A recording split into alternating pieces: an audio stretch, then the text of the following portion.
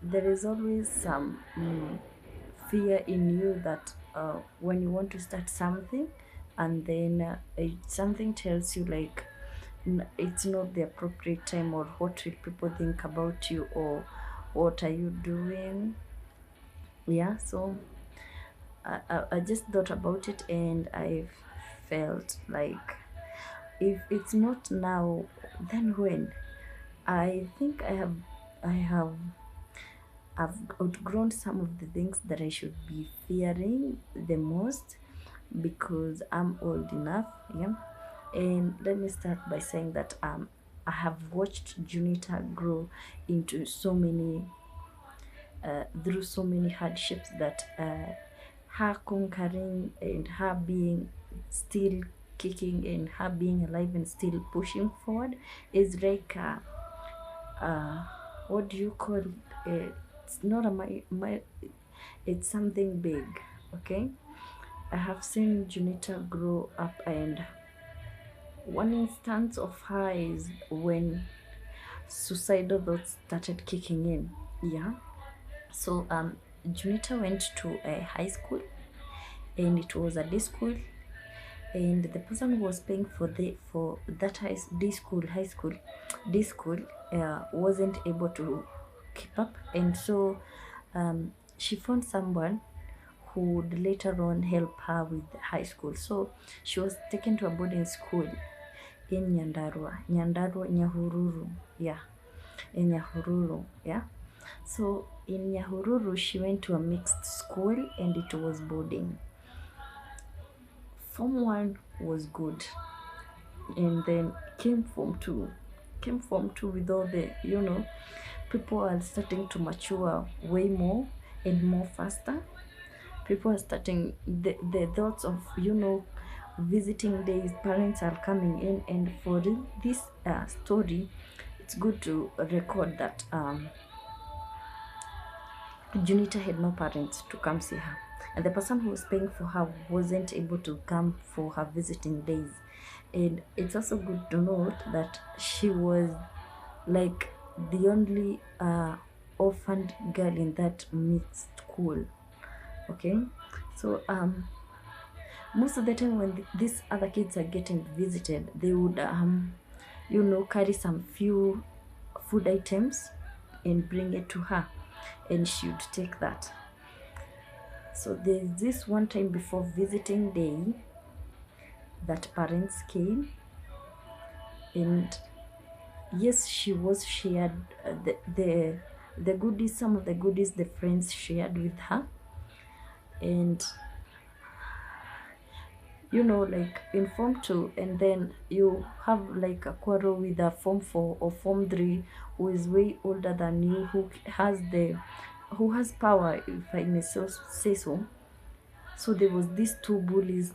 uh they were in Form 3, Form 4, Form 3, yeah, Form 3. So this one time she felt like she was done with it all. Yeah. These are girls, when she goes to the dormitory, they mimic her, like they talk bad. When you enter like the dormitory, they have to call you names, and people are laughing at you. Yeah. So she felt so alone. And then there came this day that a bishop was supposed to be inaugurated in Nyahururu town. So a new bishop, that is. So she didn't have money, and the school was sponsored by a Catholic church. So all the students were supposed to pay for their trip and get to that place. Me, Junita being me, didn't have that fare you know, to pay for the trip. And because she was a choir leader, liturgy prefect, she was able, uh, even she wasn't able, she, like, the principal noticed that she has not paid for the trip, and so he said, like, I'm going to pay for your fare, you just show up, show up at the bus when the bus comes, and then we'll head to Nyahururu. And that was good. So in the pocket, I like only had 40 bob 40 bob coin. Yeah. So I went, We went, and then there was this mass and everything. After mass, when people are going for lunch and so on, so me, I just, maneuvered my way out of that ground, and then I went to town to look for something. And then I went, deep down I was searching and searching, and then I had heard about stories about when you're going for when you're going to buy in an agrovet any poison, like you have to have an adult by you. So I was kind of scared about it, but then I realized, why shouldn't I try it and give it, first? So I went, and then I asked for two red cards.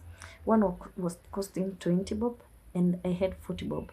So I asked for two, and I was given, and I hid it in the pocket and went. When school bus came, we went back to school. The next day, then I thought about my situation in this school, and then I asked God. It was around 11 in the morning. So I told God, God, you've seen, I came all the way from a day school. In school, like in primary school, I have like struggled all the way. I'm now here, I'm being like, it's not monetization, though it's a bit of a suffering, and it's a lot, because the times were very hard, okay? So, and then I told God, like, today, let me just say it's over. I don't want any more life. So I went to class again, and then lunchtime all the students were supposed to be at the dining hall. So me, I went back to the dormitory. I went to the dormitory, took out my Bible.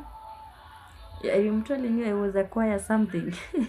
Yes, I would lead the mass with songs, and so I took out my Bible and my prayer book, and then I took my plate, and then my two sachet of poison.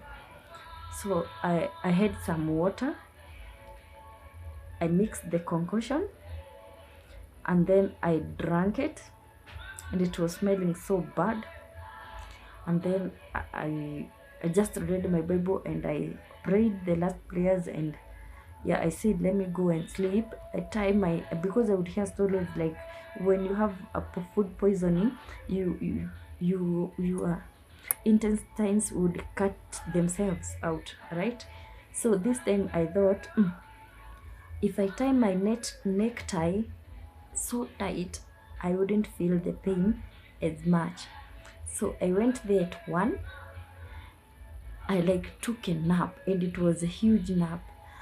So at around 4:30, I could hear noises. And then I thought, maybe I'm in heaven or hell.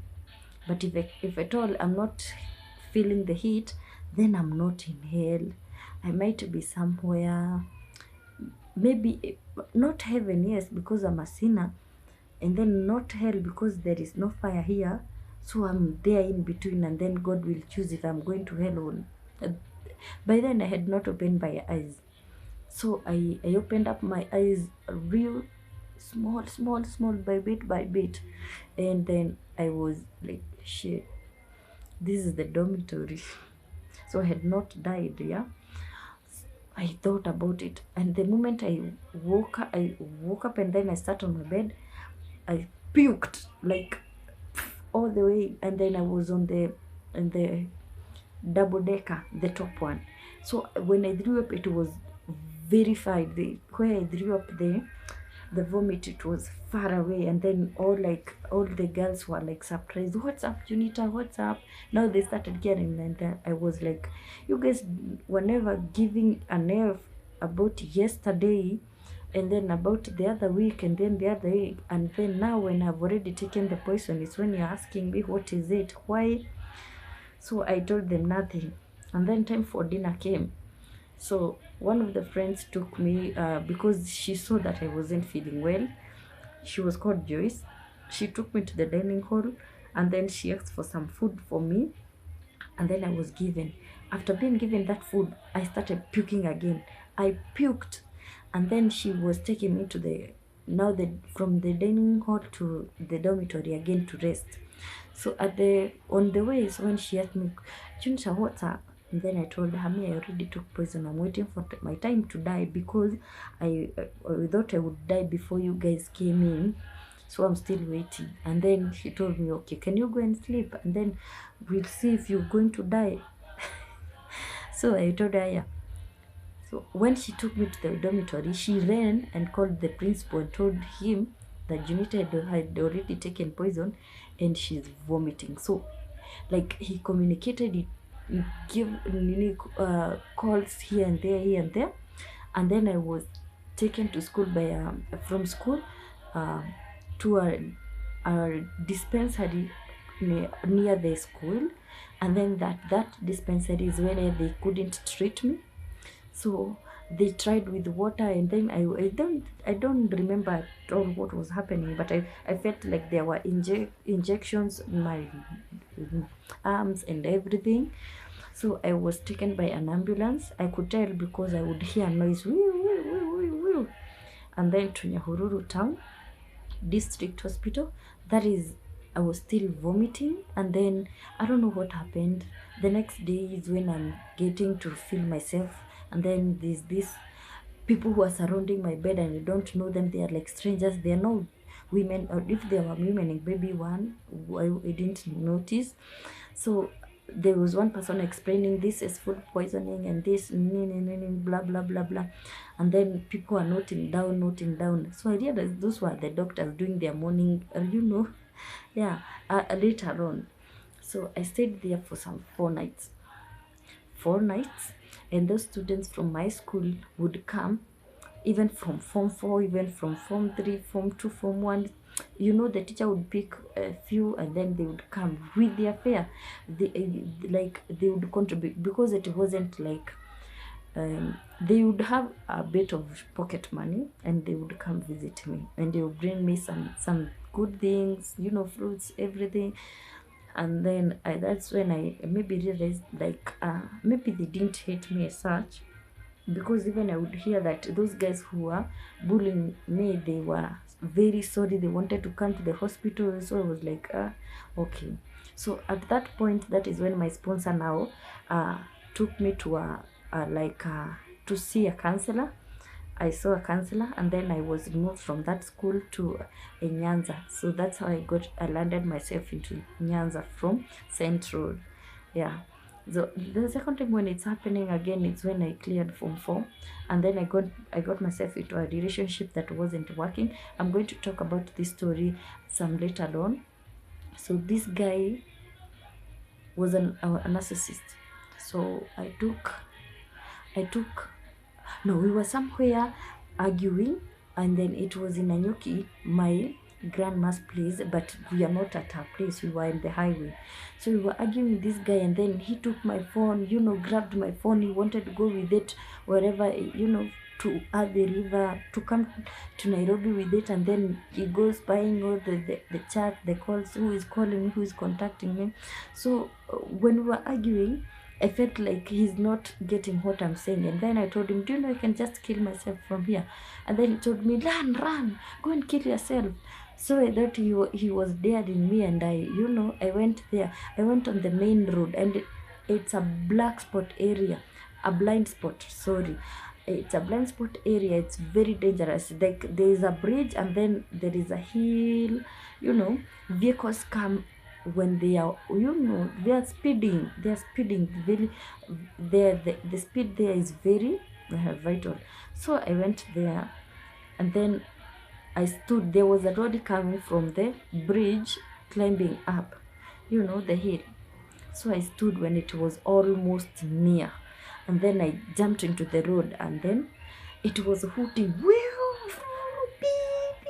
get out of the, yeah, it was hooting, and then it is, the brakes, and then it was stopping down. It stopped, and then that conductor, shouted from the window, like, what are you doing, stupid, get out of there. So I thought, oh, it has not hit me, so I should get out before they turn out and beat me up. So I ran. Running, he would see me running and he knew what I was trying to do. He didn't stop, he just continued and he went with my phone. It was very bad. And then the third time it was happening, I was at his place. So that time he had, as I said, he was a narcissist. He had beaten me so much. So I thought, why am I suffering this much? At home, I only have my grandmother. No one else is taking care of me. So why? And this boyfriend doesn't seem like he wants me there. So, and I have no job. I don't have. So I thought, why don't I end it? I took, from the bathroom, I took Vim. You know that powder, the thing for washing the toilet, the brushing the toilet. And then I took the the hair remover. The one you that cream, the cream that removes the hair, yeah, from the armpits and so on. So I took that one and mixed it with Vim so hard that you couldn't tell the meaning. And then I mixed a little of Harpic, yeah, and then I took some tissue. That concoction, I rolled it like a ball, 2 balls in a bowl, and then I swallowed it. The 2 balls, I swallowed it, and then I slept. So I slept. Waking up, I didn't feel any stomachache. I didn't vomit. I didn't do nothing. Up until now, I've done nothing. I don't know what. Okay, I don't know what didn't react with that concoction. I don't know. That concoction was supposed to, have some irritation, but it didn't. Even the diarrhea, it didn't do anything. So from there on, those are suicidal trials at three times. From there, I've never tried another suicide. Not that I usually don't think about it. It always clicks my mind, especially when things are not going like the way I thought they would go. I usually think about it, and then the extent, sometimes I think maybe I should just get my jiko and then put on the charcoal and then close all the windows, ventilations, and then sleep. Sometimes I think about that, and it would be less painful. It would be, yeah. So I think about that, and then I say, the hassle of getting that charcoal, the hassle of getting that money to buy the charcoal, it's a bit so much. So when I get money, I'm like, let me buy food, and then you see what will happen tomorrow. And trust you me, sometimes it works. Sometimes I'm left with the baggage of thinking, oh, I should have tried that yesterday instead of wasting this money. Maybe I should have ended it yesterday. Yeah. So yes, I know most of the times suicidal thoughts, they don't get away. Actually, they don't literally go away. They always find time for you. And I don't know, maybe I would say, like, maybe most of the time we just need a shoulder to lean on, people who will not judge us, and people who will not think that we are reckless, and people who will not come to your inbox and tell you, why didn't you take it, why don't you try this, it can work.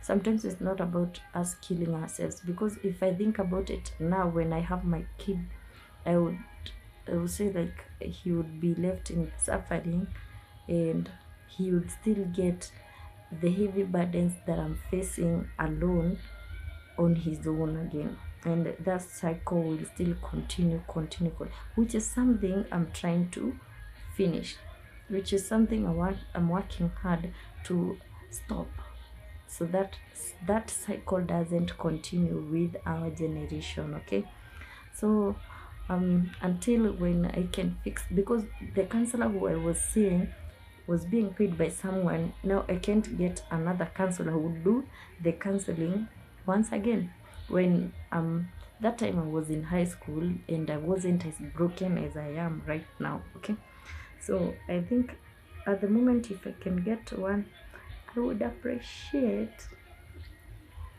But it's okay if even if I don't get. I mean, I've gone through the worst alone, and I'm used to it. Yeah. So when you see this video, do share and subscribe, okay? And also comment a few things. If you see something that didn't work with you, if you have a comment about anything, you are free to share. Thank you.